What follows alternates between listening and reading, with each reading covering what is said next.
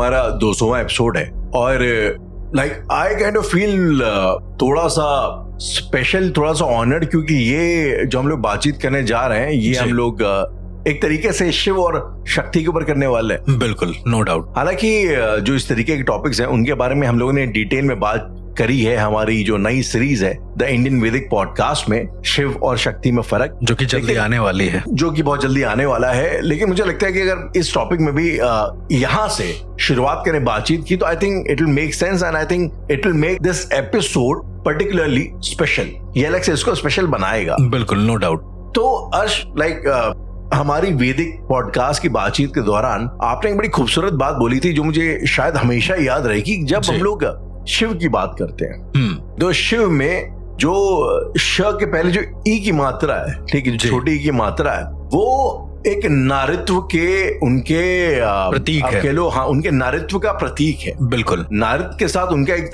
किस्म की जो संधि हुई है, अर्धनारीश्वर की हम लोग अक्सर जो बात करते हैं, तो उसका प्रतीक है। अगर शिव के अंदर शक्ति ना हो, अगर वो अर्धनारीश्वर ना हो तो शिव नहीं, वो शव हो जाता है। शव जो है हमारे यहाँ डेड बॉडी बोला जाता है, जो कि मुझे लगता है कि इससे खूबसूरत और कोई एक्सप्लेनेशन रीजनिंग हो नहीं सकती। कि एक मैस्कुलाइन फेमिनाइन यिन यांग जो हम लोग जमाने भर की बातचीत करते हैं, ये बेसिकली है कि अगर शिव के अंदर, एक पुरुष के अंदर शक्ति ना हो तो वो is as good as a dead body. बिल्कुल, नो डाउट। तो अगर इसी कॉन्टेक्स्ट के बेस पे हम लोग जो है शुरुआत करें, इसी का फाउंडेशन बना के, तो अर्श, जब हम लोग बात करते हैं शव साधना की, जी, हमने अक्सर बातचीत करी है और आपने अलग अलग सिनेरियोज बताए हैं जहां पे लोगों ने शव साधनाएं करी हैं। अघोर के आई थिंक जो स्टेजेस होते हैं अघोरी बनने के, तो उसमें से फाइनल जो 10वां जो स्टेप होता है जी, वो होता है शव साधना का।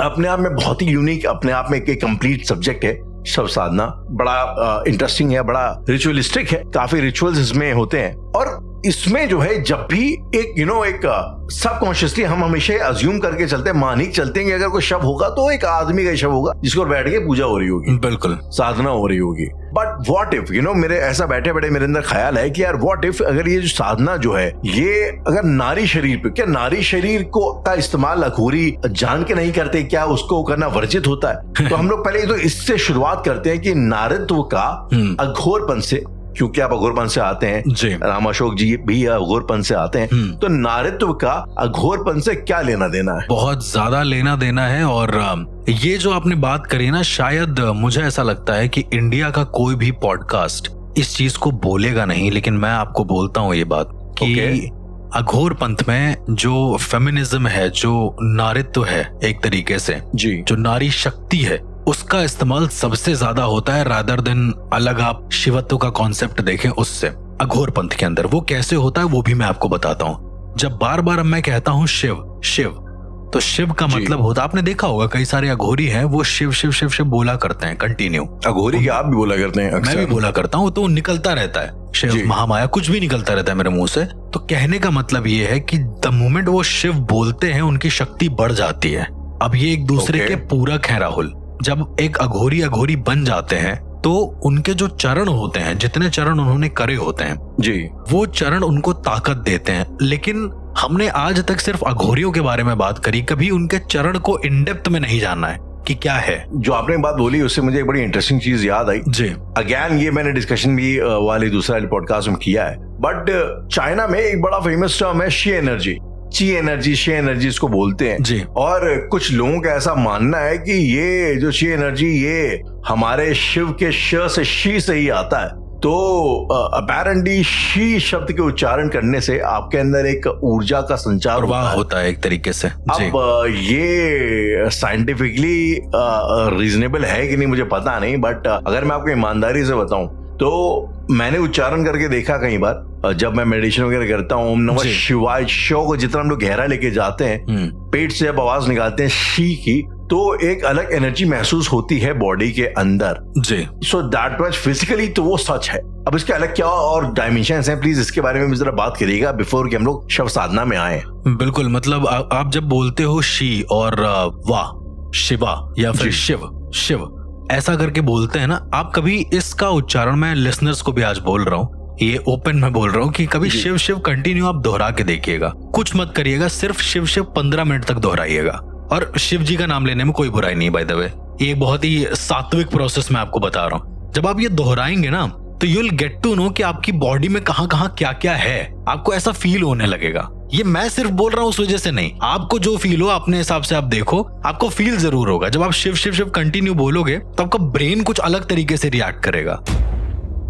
अब ये अगर कोई माने ना माने, बट मैं एक बड़ी सिंपल सा बड़ा इनफैक्ट स्टूपिड सा एक लॉजिक देना चाहूंगा यहाँ पे कि जब मैंने इसको ऑब्जर्व किया तो शिव बोलने में होता है कि आपका मुंह एक तरीके का जेट हो जाता है। आप इस तरीके से हवा को रिलीज करते हैं एक मुंह के अंदर सॉर्ट ऑफ जेट बना के, जैसे जेट इंजन किया करता है। तो ऐसा करने से जाहिर सी बात है आपकी बॉडी के अंदर गर्मी बढ़ती है। तो ये चीज तो एक होती है जो कि आई थिंक बड़ी कॉमन सेंस वाली बात है, नेचुरल फील होती है, नेचुरल आपको लाइक महसूस होती है। अब मैं आपको शक्ति का एग्जांपल बताता हूँ कि आपको शक्ति कैसे महसूस होती है। राहुल, आपने बहुत अघोरियों के मुंह से ये सुना होगा कि मेरे साथ दुर्गा है, मेरे साथ काली है। मतलब मुझे नहीं पता आपने सुना है कि नहीं, पर, नहीं सुना है पर जब आप कभी किसी अघोरी से मिलेंगे तो वो स्वयं एग्जांपल देंगे, कहेंगे मेरे साथ काली चलती है, मेरे साथ दुर्गा चलती है। उनको आप गलत ना समझे, मतलब वो ऐसा नहीं बोलते कि भगवान चल रहे हैं उनके साथ, उनका कहने का मतलब है उनके साथ वो शक्ति चल रही है। आई मीन ये अब पहले मैं मानता था, आई थिंक काफी लोग अभी मानते होंगे, लेकिन मैं अब हाँ इस चीज को नहीं मानता। मे बी अपने सब्जेक्टिव माइंड के हिसाब से उनका ऐसा होता है, जैसे वो लोग जीते हैं, जिस हिसाब से वो लोग रहते हैं। अगर उसको बिलीफ भी मान ले तो ठीक है, उसका बिलीफ है तो बिलीफ है, वो उनका अपना बिलीफ है। वो लोग ये नहीं कहते हैं कि दुर्गा काली चल रही। मेरा बताने का मतलब ये था कि वो जब ये बोलते हैं तो उनका कहने का मतलब ये एक एनर्जी है। जब वो काली का नाम लेते हैं, प्रचंड काली या फिर चंड काली का नाम लेते हैं, तो कहने का मतलब होता है उनके साथ एक रेज चल रही है शक्ति की। मतलब वो अपने ऑरा को उतनी जल्दी कन्वर्ट कर सकते हैं, मेरा ऐसा मानना है। उनके साथ शायद इतना तपोबल होता है, शायद इतनी पावर होती है। इट जस्ट लाइक हमारे अंदर कोई मशीन है, उसको स्टार्ट होने में 10 मिनट लगते हैं। ऐसे आप मान के चलो कि भाई हमने 10-15 मिनट शिव जी बोला और अब हमको फील हो रहा है। उनको शायद 1-2 बार बोलने पे ही फील हो जाता है। उनका वो एक उन्होंने मैकेनिज्म बना लिया है एक तरीके का। और जब ये लोग शव साधना करते हैं राहुल, तो ऐसा कहते हैं कि सबसे पहले जिसे याद करते हैं वो शक्ति का स्वरूप होता है। अब मैं आपको राहुल बताना चाहूंगा कि शक्ति का जो स्वरूप होता है जी, वो कितना इंपॉर्टेंट है, कितना महत्वपूर्ण है। शायद आपका सवाल भी यही था। एब्सोल्यूट। एंड ये जो हमारा एपिसोड है ये भी यही है, शक्ति शव साधना। अब मैं आपको बताता हूँ कि जब पहला चरण होता है अघोर का, तो कहते हैं कि पहले चरण में आपको कई सारी एंटिटीज का सामना करना पड़ता है फिजिकल फॉर्म में। मतलब ऑल्सो एक सवाल और इफ यू डोंट माइंड, ये ज्यादातर के अघोरी हमने हमेशा एक आदमियों को ही देखा है, तो क्या फीमेल अघोरीज भी होती हैं? बहुत होती हैं, बहुत होती हैं। उन्हें साध्वी बोलते हैं। और फीमेल अघोर मिले हैं साध्वियों से, बहुत सारे बनारस में भी मौजूद हैं। बनारस के जो अघोर अखाड़ा है उसमें भी मौजूद हैं। बहुत अलग एनर्जी होती है, बहुत अलग एनर्जी होती है राहुल। मैं बताइए यहाँ से डिस्क्राइब नहीं कर पाऊंगा कि उनकी एनर्जी। पहले मैं शव के बारे में बताता हूँ कि क्यों हमेशा शव ही चूज किया जाता है। जो कह सकते हैं कि क्यों हमेशा मेल की बॉडी को ही यूज किया जाता है, फीमेल के ऊपर साधना होती है कि नहीं होती है। जी जी जी। पहले हम ये बताते हैं कि क्यों यूज किया जाता है। बात ये होती है कि जो शक्ति होती है, लेट्स सपोज जो नारी का शव होता है, मान के चलो, उसकी बॉडी पर यदि आप साधना करेंगे बैठ के, तो ऐसा कहते हैं कि ऊर्जा इतनी ज्यादा हो जाएगी कि आप मतलब फट भी सकते हैं, आपका पूरा शरीर ब्लास्ट हो सकता है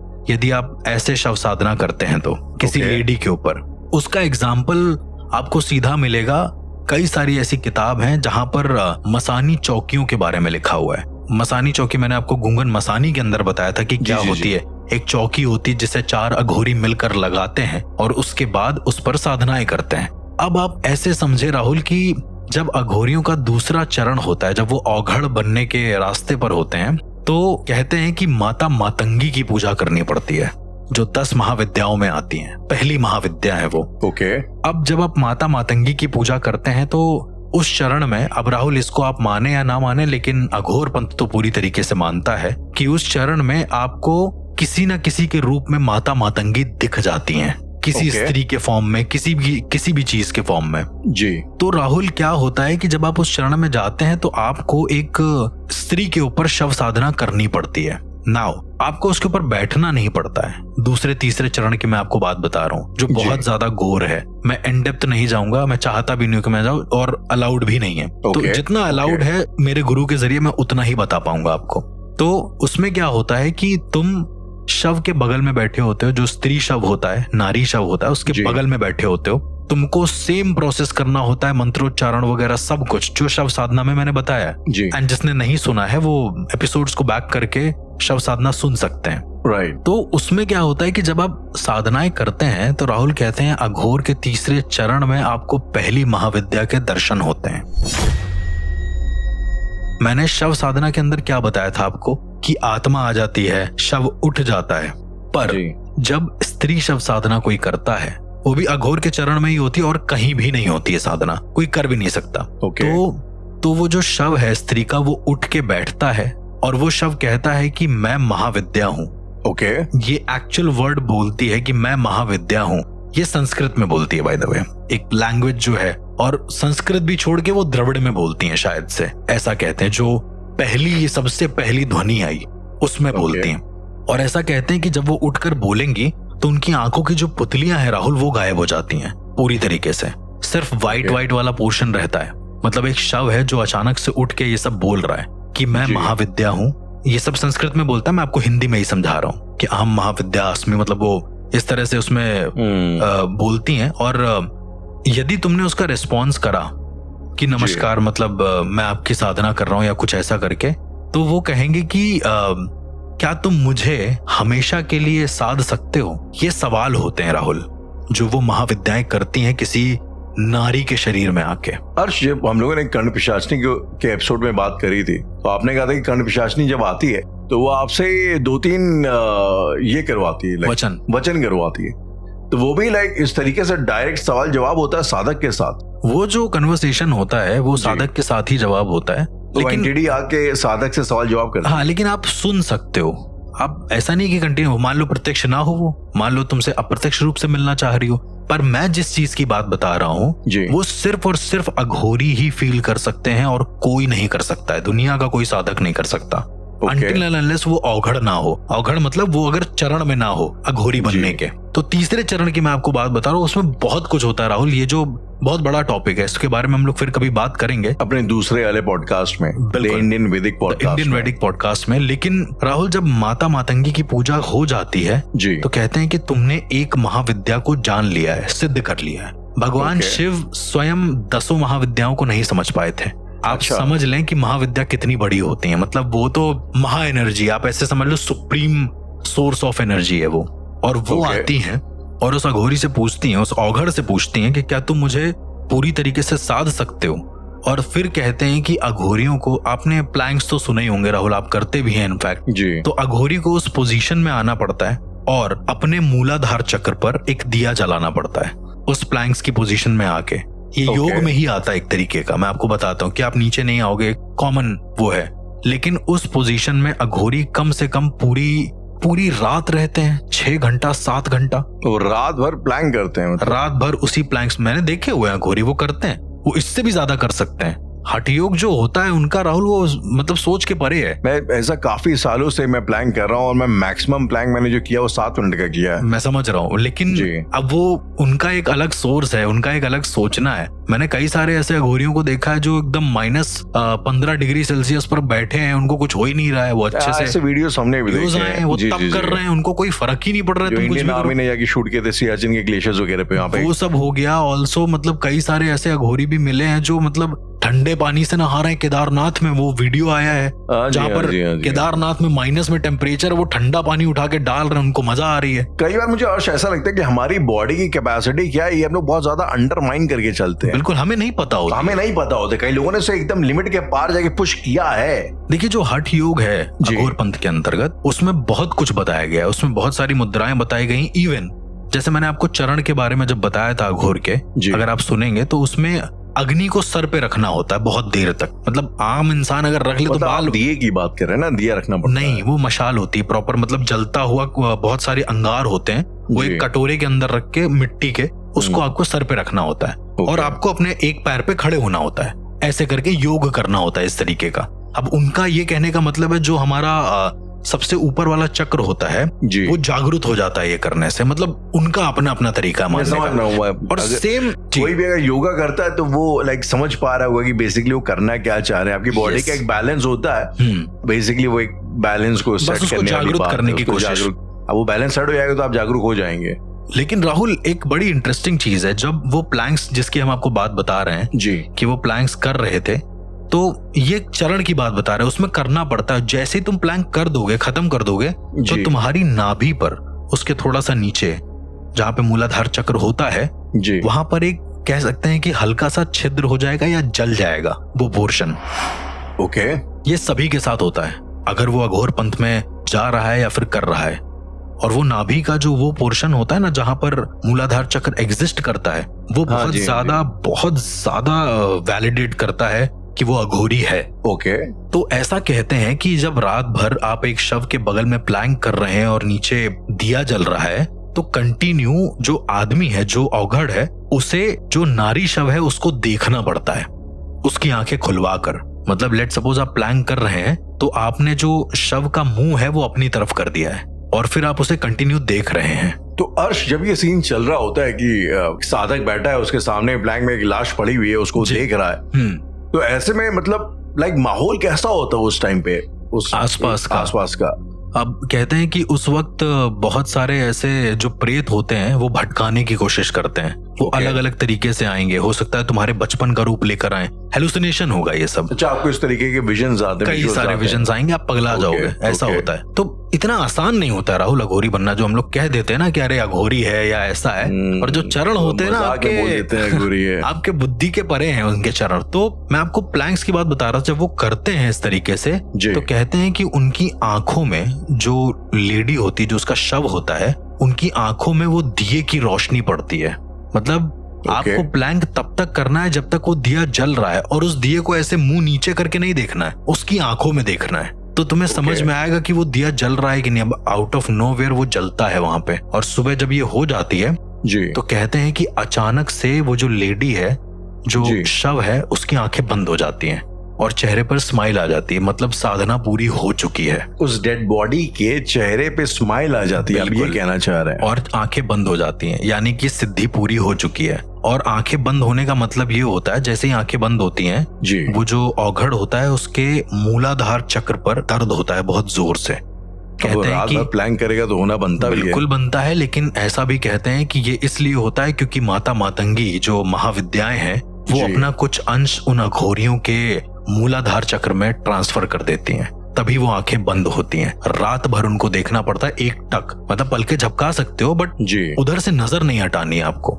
ऐसा होना है। मतलब कोई आपको छू भी रहा है तो भी आपको देखना नहीं है, कोई कुत्ता भी आके इधर उधर घूम रहा है तो भी आपको कुछ करना नहीं है। ऐसा वाला सिनेरियो होता है पूरा का पूरा। ये सुनने में जितना इजी लग रहा है ना राहुल, लेकिन कभी ये सामने होगा तो नहीं भाई, ईमानदारी से ये सुनने में भी इजी नहीं लग रहा है जी। आई मीन आज के टाइम में जहाँ पे लोग, जब रील्स का टाइम चल रहा है, लोग 30 सेकंड फोकस नहीं बना पाते। अब रात भर किसी चीज को देखते रहें, एक पोजीशन में रहें, रात भर उसमें टिके रहें। तो राहुल मैं आपसे पूछूंगा, जैसे आप तो एक्सरसाइजेस करते हैं जी, कितना मुश्किल होता है प्लैंक्स के साथ? मैं अगर आपको एक कंडीशन दूं कि प्लैंक्स के साथ साथ आपको किसी को देखना है कंटिन्यू, तो कैसे फोकस? शायद ये जो अघोर पंथ का ये चरण है, ये फोकस पर बहुत ज्यादा डिपेंड है, क्योंकि इसके अलावा जो अलग अलग चरण होते हैं उसमें अलग अलग चीजें होती हैं। पर ये जो शक्ति शव साधना वाला चरण है जी, इसमें बहुत ज्यादा फोकस, बहुत ज्यादा आपको ध्यान लगाने की जरूरत पड़ती है। राइट। मुझे ऐसा लगता है अर्श की जो वर्कआउट का जो सबसे बड़ा मेजर एस्पेक्ट है, वो एस्पेक्ट ये है कि आपकी विल पावर कितनी है। आप कैसे अपने, अब आप जब वर्कआउट करेंगे तो भाई आपकी बॉडी आपको बताएगी तुमको थकान हो रही है। जब थोड़ा ज्यादा कर लोगे तो कभी कभी ऐसे भी ख्याल आता है क्रैम्प हो गया है, कहीं हड्डी टूट ना जाए जमाने भर के। तो ऐसे में कैसे आप अपनी जिद पे अड़े रहते हैं, that is what is actually you know आपकी बॉडी को एक अलग लेवल पे लेके जाता है। तो आई एम प्रीटी श्योर जो ये लोग भी कर रहे हैं, तो कहीं ना कहीं जो आपने बोला एक बैलेंस को बनाने वाली बात जी, तो आई थिंक मतलब अब मुझे नहीं पता उसके स्पिरिचुअल या पैरानॉर्मल उसके एस्पेक्ट्स क्या हैं, लेकिन आपकी बॉडी में फिजिकली बहुत चेंज हो जाएगा अगर आपने रात भर प्लैंक कर लिया। अगर आप वो कर सकते हैं तो मतलब आप मेरी नजर में किसी सुपर हीरो से कम नहीं है जी। वो अलग लेवल की पावर आपकी बॉडी के अंदर आ जाएगी अगर आप अपने कोर को उस लेवल पे बैलेंस करना अगर आपने सीख लिया तो। बिल्कुल। अब हम आते हैं राहुल कि शक्ति शव साधना में और क्या होता है। ये सब होने के बाद वो जो बॉडी होती है राहुल, कहते हैं कि उसको ससम्मान जो अवघड़ होते हैं वो जला देते हैं जी, मतलब उसको समर्पित कर देते हैं। लेकिन कहते हैं कि सबसे पहली जो सेक होती है, अब सेक क्या होती है वो भी मैं बता देता हूँ। ये वर्ड शायद पहली बार आप सुन रहे हो मेरे से। सेक ओके तो इसका मतलब होता है कि जब चिता जल रही है, पता नहीं आपने नोटिस किया है कि नहीं, तो जो अघोरी होते हैं वो चिता की जो अग्नि होती है उससे अपनी बॉडी को सेकते हैं। हाँ जी, हाँ जी, हाँ जी। ठीक है, तो इसका मतलब ये होता है कि जो पंच तत्व हैं वो गौड़ हो जाए, तुम्हारे शरीर में प्रधान हो जाए एक तरीके से। ओके इसीलिए उसको सेक ली जाती है। तो कहते हैं कि अघोरियों के उस चरण में सबसे पहली सेक उसी महाविद्या के शरीर से होती है जब उसको जलाते हैं। राइट। तो उसकी सेक लेते हैं, उसकी कपाल क्रिया वगैरह सब करते हैं जी। और जिस कपाल क्रिया को करते समय वो डंडा यूज करते हैं वो डंडा उनके साथ आजीवन रहता है। आपने देखा होगा कि एक डंडा होता है, उस पर कुछ बंधा होता है। Right right. तो कहते हैं वो कपाल क्रिया करने के बाद का डंडा होता है और वो भी शक्ति शव साधना के अंतर्गत। यदि एक अघोरी ने वो शक्ति शव साधना नहीं करी है तो वो अपने आगे के चरण तो भूल जाओ, मतलब वो उसके आगे की चीज भी नहीं कर पाएगा। ऐसा कहते हैं कि यदि उस जगह पर किसी की मौत हुई है, मान के चलो उदाहरण पे, देखा तो नहीं है मैंने लेकिन सुना है अपने गुरुओं से, तो उन्होंने बोला जैसे ही अगर तुम्हारा ध्यान हटता है तो कहते हैं कि आत्माएं स्विच हो जाती हैं, स्विच हो जाती हैं, स्वैप हो जाती हैं। मतलब जब आप प्लैंक्स में बने हो तो तुम्हारी खुद की आत्मा उस लड़की के शरीर में चली जाएगी जो अवघड़ होगा और जो महाविद्या है वो तुम्हारे शरीर में आएगी और खुद का दाह संस्कार कर लेगी। ये बहुत ज्यादा खतरनाक होता है। ये सुनने में भले ही कितना भी फिक्शन लग रहा हो, पर जो अघोरपंथ से हैं उनको जब ये सुनेंगे कभी पॉडकास्ट जिंदगी में तो उनको समझ में आएगा कि ये कितना ज्यादा डरावना प्रोसेस होता है। मतलब कि आप जिस शक्ति को साधने की कोशिश कर रहे हो वो शक्ति आप ही के शरीर में आके आपको जलवा दे रही है, आप अपना दाह कर दे रहे हो चिता में बैठ के। लेकिन अर्श, मैं वापस एक्चुअली इस पॉडकास्ट की जिस सवाल से हमने शुरुआत करी थी, मैं उस पर वापस आना चाहूंगा कि एक शक्ति साधना मतलब यानी कि एक नारी के शरीर पर साधना करना और उसमें या किसी मेल में साधना करने में फर्क क्या है टेक्निकली स्पीकिंग? देखिए, जब हम किसी मेल या फिर इस तरह की, जो हम तो नहीं, खैर जो ऐसे लोग होते हैं जो सिद्धांतिक होते हैं, हाँ, तो वो लोग जब शव साधना करते हैं तो उसका उद्देश्य सिर्फ और सिर्फ ये होता है कि वो अपनी साधना को और ज्यादा ताकतवर बनाना चाहते हैं, जो उनके पास सिद्धियां हैं, या फिर किसी प्रेत, पिशाच, यक्ष, इन सब लोगों को साधना चाहते हैं। लेकिन जब नारी शव होता है तो उसका इस्तेमाल ये लोग इसलिए नहीं करते क्योंकि इस शव के अंदर महाविद्याओं का प्रवेश होता है, बाकी किसी भी अदर एंटिटी का प्रवेश वर्जित होता है, ऐसा कहते हैं। मतलब आ ही नहीं सकते, क्योंकि इसीलिए फेमिनाइन एनर्जी को इतना ऊपर रखा गया है राहुल, क्योंकि 10 महाविद्याएं, 64 कलाएं, जो हमारी 64 कलाएं हैं शरीर की, जिन्हें हम 64 योगिनियां भी बोलते हैं, क्योंकि जब माता ने अपने रूप दिखाए थे तो 64 योगिनियां निकली थी, उससे अलग अलग उन्होंने जेस्चर बनाए थे और उससे योगिनियां निकली थी अलग अलग। तो हमारा जो शरीर है, जो पुरुष का जो शरीर है जी, उसमें धारण करने की क्षमता है, और जो महिला का शरीर है उसमें देने की क्षमता है, मतलब किसी चीज के लिए समर्पित होने की क्षमता है हमारे अंदर भी है, पर इसीलिए जन्म वो लोग दे पाती हैं, हम लोग नहीं दे पाते हैं। यही कॉन्सेप्ट होता है और इसीलिए नारी शव साधना के अंतर्गत महाविद्याओं का प्रवेश होता है और तभी जाकर कोई अघोरी और तभी जाकर कोई औघड़ एक अघोरी में कन्वर्ट होता है। अर्शी, जो हम लोगों ने बात करी शव साधना की एक फीमेल पर्सपेक्टिव से, तो मुझे एक वाला एपिसोड याद आया जिसमें हमने तारकनाथ तांत्रिक जी के बारे में बात करी थी। जी जी। एक वो कोई वेब सीरीज हम लोगों ने देखी थी जिसमें तारकनाथ तांत्रिक और होइचोई पर होइचोई पे जो मौजूद है, जिसमें महाविद्याओं का जिक्र हुआ था। बिल्कुल। आप भी, मुझे याद है कि अक्सर माँ तारा का नाम लिया करते हैं, जो कि शायद 10 महाविद्याओं में, शायद धूमावती माता पे एक एपिसोड कर चुके। बिल्कुल। तो जब भी इस किस्म के कॉन्वर्सेशंस होते हैं अर्श, मुझे ऐसा लगता है कि हालांकि अब 200 एपिसोड हो चुके हैं, लेकिन एक हमने सिर्फ एक सतह को खाली छुआ मात्र है, खाली कुरेदा मात्र, और गहराई में भी कितना कुछ बाकी है। अभी 10 महाविद्याओं पे तो आज तक हमारी बात ही नहीं हुई, कभी नहीं हुई है। बिल्कुल। तो अर्श, मुझे ऐसा लगता है कि 200वें एपिसोड के इस फिनाले में अगर मैं आपसे कहूं कि अब अगर हम लोग इस लायक हो चुके हैं कि हमारे अंदर एक बेसिक अंडरस्टैंडिंग जब आ चुकी है तंत्र की, तो क्या अब हम लोग महाविद्याओं के बारे में और जो उनकी पूरी काउंसिल होती है माताओं की, उसके बारे में बातचीत कर सकते हैं?